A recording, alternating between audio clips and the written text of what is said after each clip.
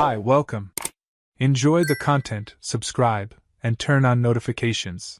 James Reynolds always thought of himself as a lucky man. Married for 6 years to Melissa, a dedicated nurse who worked night shifts at St. Mary Medical Center, he'd built a life that looked perfect to anyone on the outside. The suburban house, the well-kept garden, Sunday dinners with neighbors, everything seemed to fit together seamlessly. James worked as a software engineer for a promising startup, which let him work from home 3 days a week. Melissa, meanwhile, had been committed to her nursing career since college, and James had always admired her passion for caring for others. The night shifts were exhausting, she said, but someone had to be there when emergencies happened in the middle of the night. That Tuesday in October, the sky hung heavy with gray clouds threatening rain at any moment. James was at his makeshift desk in the living room, reviewing lines of code, when he heard desperate knocking at the front door. It was Caroline, the wife of Mr. Henderson, the retired neighbor who lived 3 houses down. Her eyes were red, and her hands trembled as she clutched her phone. "James, please. It's George. He's having chest pains, I can't get him to breathe right. The ambulance is going to take forever, they said all units are tied up with a highway accident. Please, can you take him to the hospital?" James didn't hesitate. He ran with Caroline to the Hendersons' house, where he found George sitting in his living room armchair, pale-faced with sweat streaming down his forehead. The 82-year-old man pressed his hand to his chest, breathing with obvious difficulty. James helped him stand, supporting his weight while Caroline grabbed his bag and medications. "We're going to St. Mary," James said as he settled George into the back seat of his sedan. "My wife works there, she's on shift right now. We'll get there fast." The drive to the hospital took 18 minutes that felt like hours. James drove carefully but urgently, weaving through traffic while Caroline held George's hand in the back seat, murmuring words of comfort. George let out quiet groans over every bump in the road. James thought of Melissa, marveling at how lucky it was that his wife happened to be on duty right then. She'd know exactly what to do, knew all the doctors, could speed up his care. When they arrived at St. Mary Medical Center, James pulled quickly into an emergency parking spot, ignoring the "no parking" signs. There was no time to search for a legal spot. He helped George out of the car, practically carrying the elderly man who could barely stay upright now. Caroline hurried alongside them, clutching the bag and repeating, it'll be okay," like a desperate mantra. The automatic ER doors slid open with a metallic sound, and the hospital's familiar scent, disinfectant mixed with something undefinable, filled their nostrils. The reception area was moderately busy. A triage nurse immediately attended to George upon seeing his condition. James explained the symptoms while helping settle the neighbor into a wheelchair that materialized from somewhere. His mind was fixed on finding Melissa. Would she be in the ICU? The ER? His eyes scanned the busy hallway, searching for his wife's familiar face among the blue and green uniforms rushing past in both directions. That's when he saw her. Melissa was in the side hallway leading to the exam rooms, about 15 feet away. But she wasn't tending to patients. She wasn't checking charts or discussing procedures with colleagues. She was leaning against the wall, laughing. Her body was angled forward in a posture James knew well, the one she used when she was completely at ease with someone, when she was flirting. A tall man in a white coat with slightly graying temples stood right in front of her, so close their bodies nearly touched. He said something, and Melissa threw her head back, laughing in a way that twisted something in James's gut. And then she saw him. The laughter died instantly on her lips. Her eyes widened, and James watched the color drain from her face. It was pure terror. Not surprise, not embarrassment, absolute terror. Like someone who'd just been caught doing something deeply wrong. Melissa took a step back, pulling away from the man in the white coat who, noticing her sudden shift in demeanor, turned to see what had caused such a reaction. James felt as if he were watching the scene in slow motion. The man, a doctor, clearly, from the badge hanging on his chest, frowned at James, then looked at Melissa with an expression that mixed confusion and something else. Guilt, maybe. Melissa put her hand to her mouth, an unconscious gesture, and James realized she was desperately trying to think of something to say. James? Her voice came out strange and strained, a few pitches higher than normal. She started walking toward him, but her steps were hesitant. What are you doing here? The question was so absurd James almost laughed. What was he doing there? At the hospital where his wife was supposed to be working? Mr. Henderson, he said, his voice sounding steadier than he expected. Severe chest pains. Brought him to the ER. He paused, his eyes shifting between Melissa and the doctor, who now watched the exchange with growing discomfort. I thought you were on shift. That you could help. I am, Melissa stammered, nervously smoothing her scrubs. I was just talking to Dr. Cole about a patient. Dr. Cole. James repeated the name, etching it into his memory. He looked directly at the man, who was clearly in his mid-40s and wore the faint tan line of a recently removed wedding ring on his left hand, freshly divorced, James thought with strange clarity. The doctor at least had the decency to look ashamed. Is your neighbor being seen? Melissa quickly changed the subject, her voice still tense. I can check on him, talk to the team. No need, James interrupted. Something cold and hard settled in his chest. I think the staff here is very capable. You can get back to your conversation.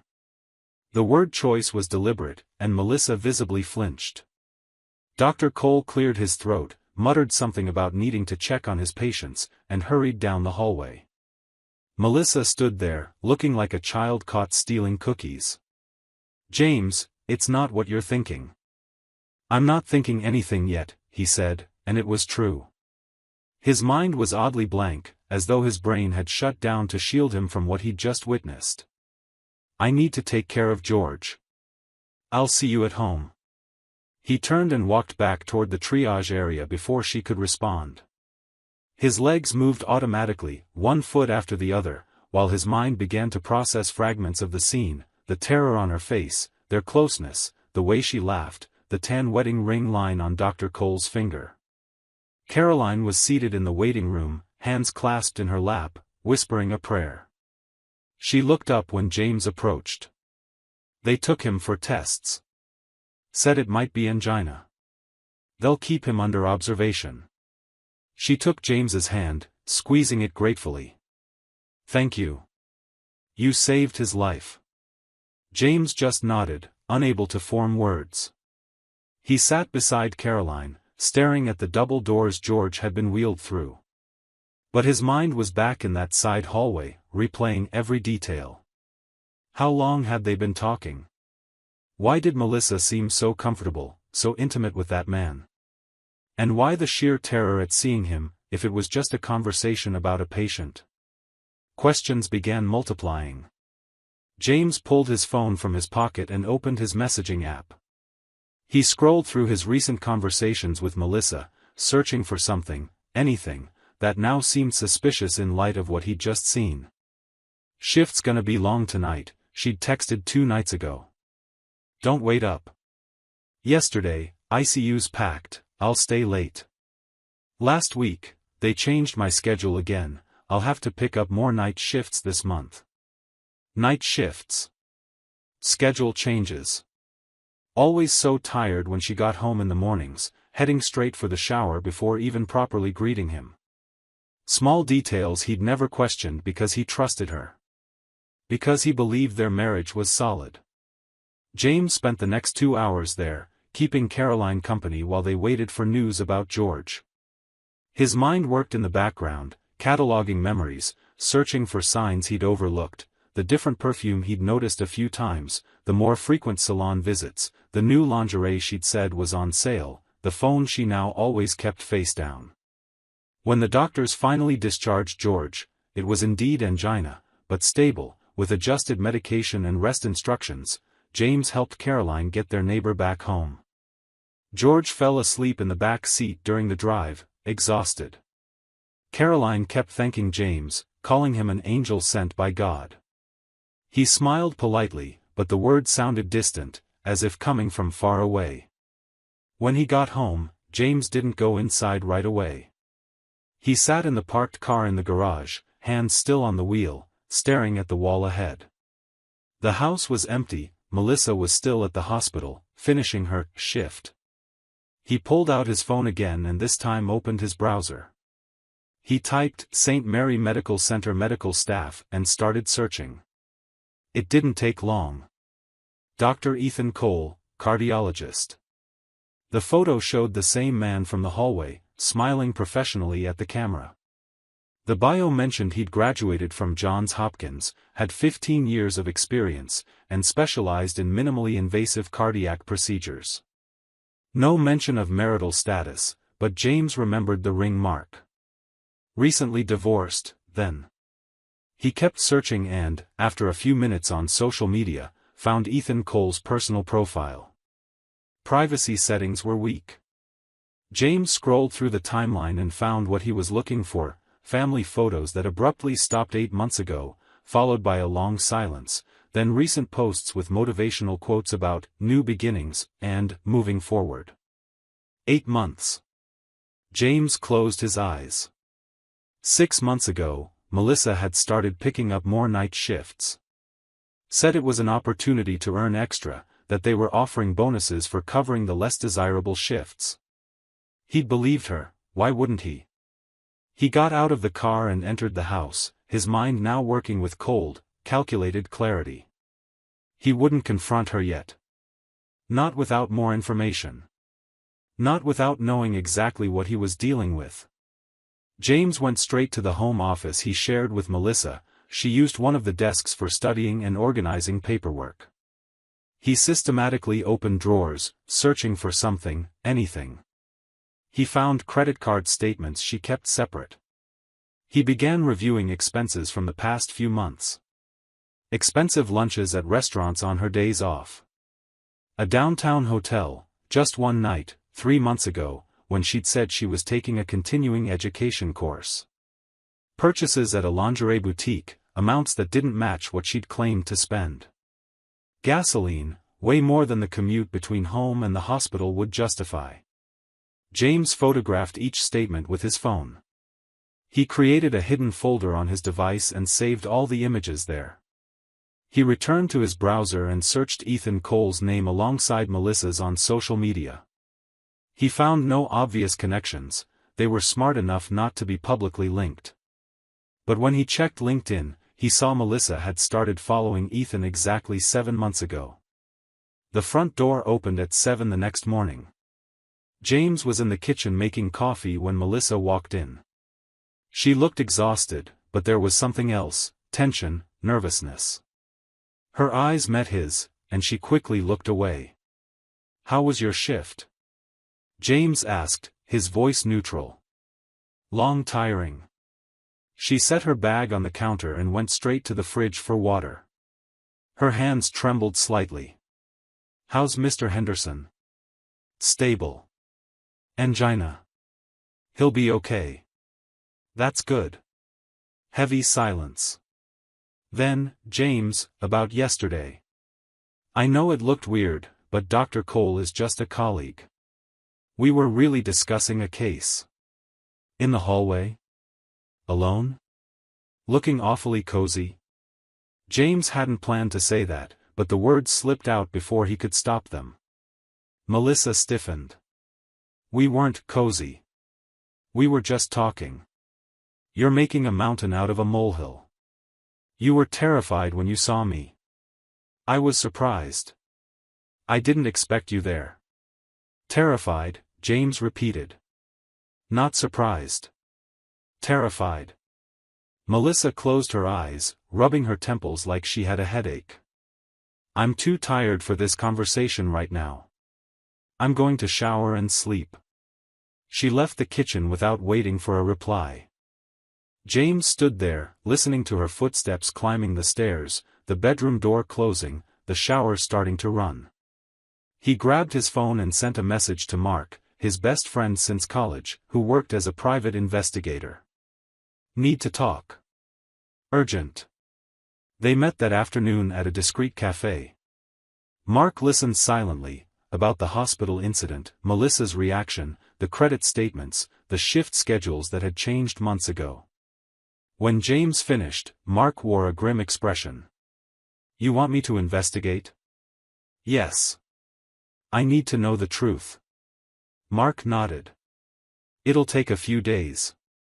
I'll need to follow her, verify her hours, confirm where she really is when she says she's at the hospital. Are you ready for what I might find? James didn't answer right away. Was he ready? Could he really be prepared to have his suspicions confirmed, to watch his marriage collapse? I need to know, was all he managed. Understood. I'll start tomorrow. The next 3 days were torture. James kept things as normal as possible at home. He chatted with Melissa about trivial matters, avoided confrontations, pretended everything was fine. But at night, when she left for her shifts, he stayed up on the couch, staring at his phone, waiting for updates from Mark. The first update came the second night. She didn't go to the hospital.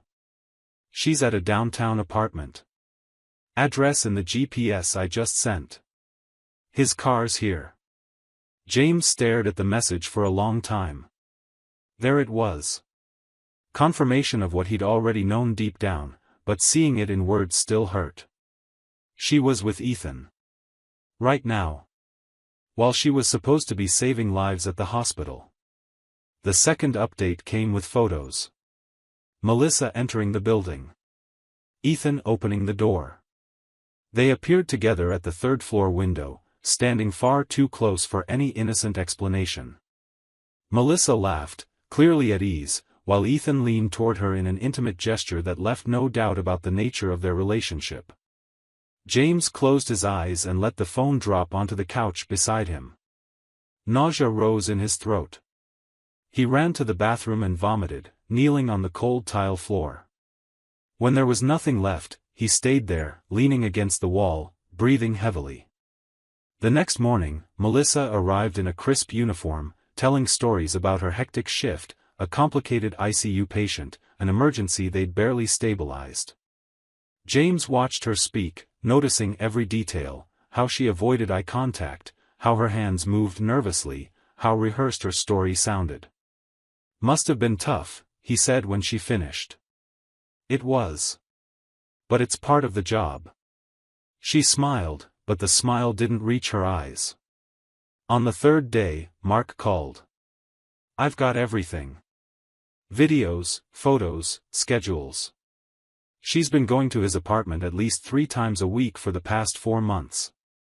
Confirmed with building management, she's a regular visitor. Signs in as Mel Reynolds. And there's something else. James's heart raced. What? I looked into Dr. Cole. His divorce was finalized 5 months ago. But the proceedings started 10 months ago. His wife filed citing infidelity. She had proof, texts, photos.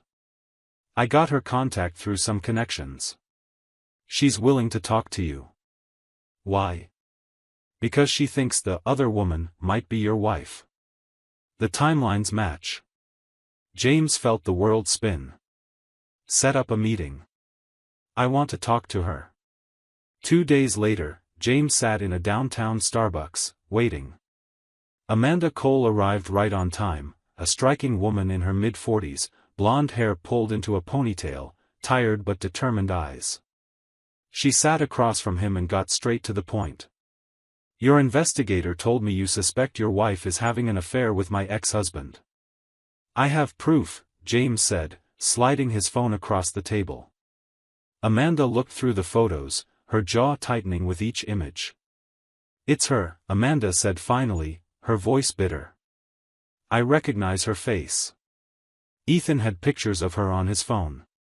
She reached into her purse and pulled out a tablet. During the divorce, I got access to his accounts. I found this. She opened an image folder.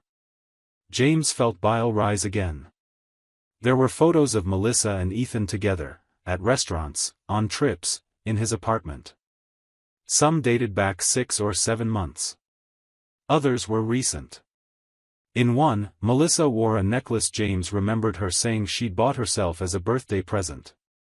When did it start? James asked, his voice hoarse. Based on messages I found, about 8 months ago. They met at the hospital. She was the nurse assigned to one of his patients. Started as innocent flirting, or so Ethan claimed when I confronted him. But it escalated fast. Amanda closed the tablet. When I found out, I gave him an ultimatum. He swore he'd end it. 2 days later, I found messages arranging a meetup. That's when I filed for divorce. Did he break it off with her? Supposedly. For about 3 weeks. Then they got back together. More secretive this time, but not secret enough. Amanda looked at James with something close to pity. I'm sorry. I know exactly what you're feeling. What did you do? After you found out? I gathered every piece of evidence I could. Documented everything. Used it in the divorce. Got a favorable asset split because I proved infidelity. She paused. Are you going to confront her? Yes.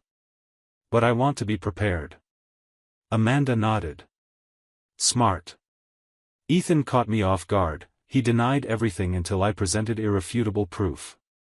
Don't make my mistake of confronting before you have absolutely everything documented. They talked for another hour.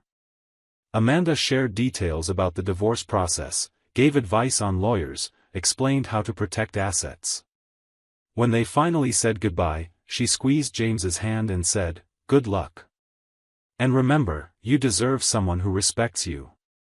We both do. James spent the next 2 days organizing everything meticulously. He copied all credit statements. Saved all photos and videos in multiple places, cloud storage, USB drive, external hard drive. Printed selected documents. He discreetly consulted a divorce attorney recommended by Mark. Opened a separate bank account and transferred half the joint funds. It wasn't about revenge, it was about protection. On Thursday night, when Melissa said she had a shift, James simply replied, "Okay." He waited until she left, then sent a message, "We need to talk. Tonight. When you get back." Melissa replied 40 minutes later, "Is everything okay? Did something happen? We just need to talk. You're scaring me." James didn't respond. He turned off his phone and waited. Melissa came home much earlier than usual, just 2 hours later, not 6. She entered cautiously, finding James seated at the kitchen table, documents spread out in front of him. "James? What's going on? Sit." Something in his tone made Melissa pale. She slowly sat in the chair across from him, her eyes scanning the papers on the table. James could see the exact moment she recognized the credit statements, the photos. "I know," James said simply. "About you and Dr. Ethan Cole. About the apartment. About the shifts that weren't shifts. About the last 8 months of lies." Melissa opened her mouth, but no sound came out. Her hands shook violently. "James, No," he raised his hand. "Don't lie anymore. Please. You owe me that much, at least." Tears started streaming down her face. "I'm sorry. I'm so sorry. When did it start? And I want the truth." Melissa sobbed. "Last year. October.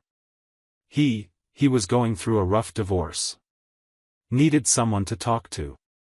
I was there." "You were there," James repeated, the irony not lost on him. "While his wife was at home, suffering from his betrayal. You were there, being the other woman. It wasn't like that. Not at first. It was just friendship. Conversations. And then, she covered her face with her hands. And then you decided to completely destroy his marriage. And then you started destroying ours. Melissa flinched at the blunt language. I never wanted to hurt you. But you did. Repeatedly. For 8 months. James leaned forward. You know what kills me most? It's not even the physical betrayal. It's every lie. Every shift. Every time you came home and made up stories about patients who never existed. Every time you looked me in the eye and lied. I tried to end it. Several times. But you couldn't, right? Because he was too exciting, too charming, too, what? Better than me? No. It's not about you. It's exactly about me. James's voice finally rose. About me not being enough. About you needing something more. So tell me, what does he have that I don't? Melissa was crying openly now. Nothing. You're perfect, you always were. Apparently not. The silence that followed was deafening. James could hear the wall clock ticking, each second stretching into what felt like hours. Finally, he pushed an envelope across the table. What's this? Melissa asked, her voice barely audible. Divorce papers. I've already consulted an attorney. I have all the evidence documented, photos, videos, statements, witnesses. Proven infidelity. You can sign amicably, or we can do this the hard way. Your choice. James, please, we could try marriage counseling, we could. No, the word was firm, final. There's no we to save. You destroyed this 8 months ago. I just took this long to realize it. I love you. James laughed, a bitter, humorless sound. You don't know what love is. Love doesn't lie. Love doesn't betray. Love doesn't look someone in the eye and spin elaborate stories about imaginary shifts while sleeping with another man behind their back. Melissa looked like she was panicking. What's going to happen? With the house, with everything? Division according to the law. I've already protected my interests. The attorney will explain the details. He stood up. I want you out of this house by tomorrow night. You can stay with your sister, your mom, your lover's apartment, I don't care. But you can't stay here anymore.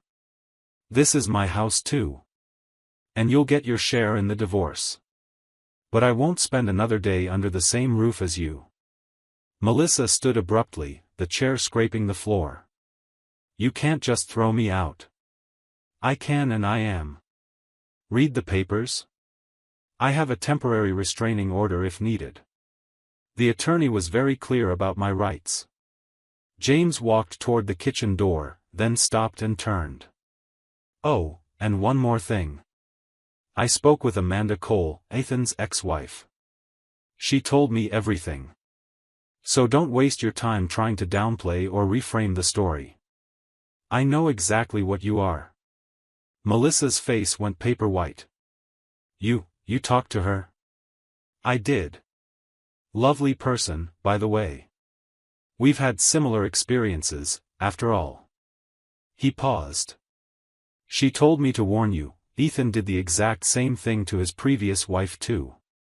You're the third, Melissa. Or maybe the fourth.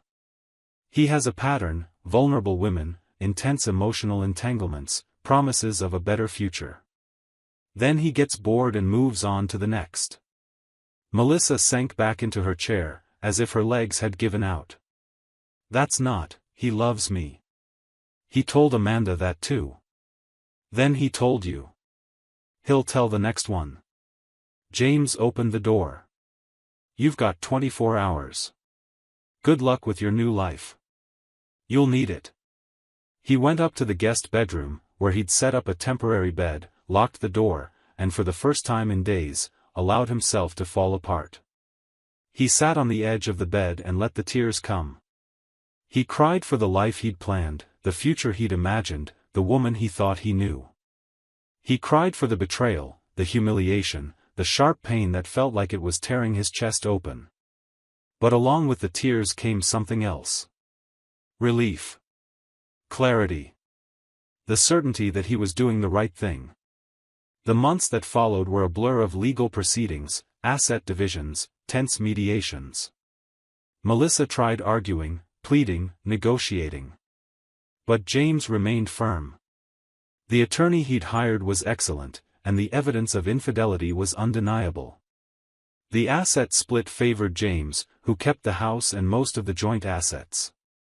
Melissa received her share, but it was significantly less than she would have gotten in a no-fault divorce. Through mutual acquaintances, James heard that Melissa and Ethan's relationship imploded 3 months after the confrontation, exactly as Amanda had predicted. Ethan had moved on to someone else, a medical resident this time, young and impressionable. Melissa was devastated, realizing too late that she'd destroyed a solid marriage for a man who would never have been faithful to her.